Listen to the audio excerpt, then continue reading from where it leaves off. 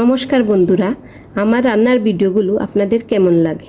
আজকে আমি খুব অল্প উপকরণে এখনকার সবজি ঝিঙে ও ইলিশ মাছের দারুণ মজার একটি রেসিপি নিয়ে এলাম। এর জন্য নিয়েছি সামান্য হলুদ, মরিচের গুঁড়ো, পরিমাণ মতো লবণ, কালি জিরে ও 3টে কাঁচামরিচ এবং সামান্য আদা বাটা, সরিষা বাটা। প্রথমে গরম সরিষা তেলে ইলিশ মাছগুলো অল্প ভেজে নিলাম।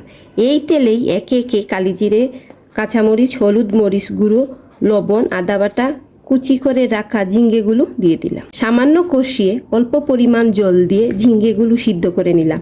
এখন সরিষা বাটা দিয়ে একটু নেড়ে পরিমাণ মতো জল দিয়ে ভাজা মাছগুলো দিয়ে দিলাম। ঝোল একটু জাল করে নামিয়ে নিলাম।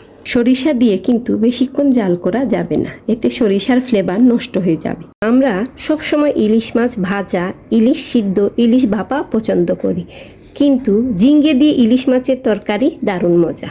বাসায় অবশ্যই রেসিপিটি ট্রাই করবেন। ভালো লাগলে পাশে থাকবেন। সবাই ভালো থাকেন। ধন্যবাদ।